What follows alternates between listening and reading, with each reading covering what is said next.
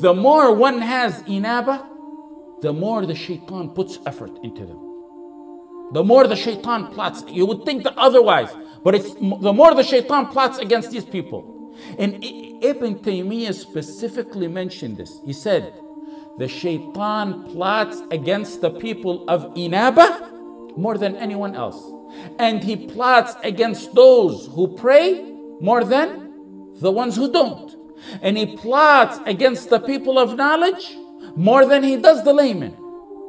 That's the reason why sometimes students of knowledge, students of ilm, and worshippers get wiswas, and they get doubts. They get doubts more than what others get. More than others who don't follow the guidance. They narrate a story that someone went to Ibn Abbas and he said, the Jews are teasing us.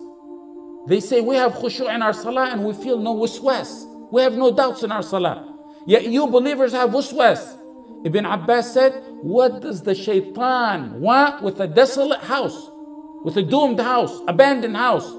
So Ibn Taymiyyah warned that among the most to get plotted by the shaitan are those who achieve the level of inaba.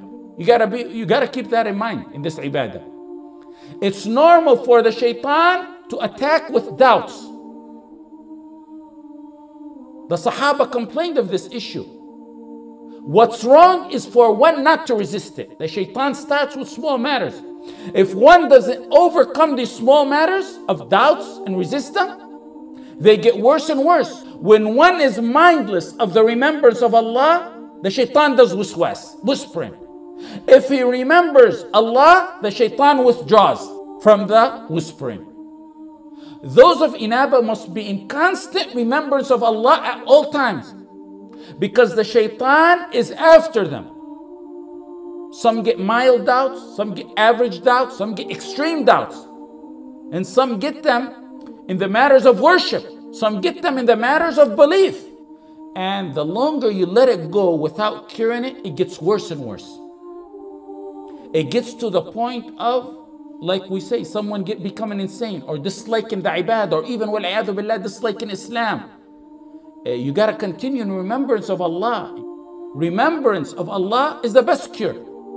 Having the Quran and the adhkar on the tip of your tongue, and when you're not reading Quran and adhkar, everyone has a phone where they always could listen to Quran. It's a cure for that, and it's reward. And it's a purification for the heart.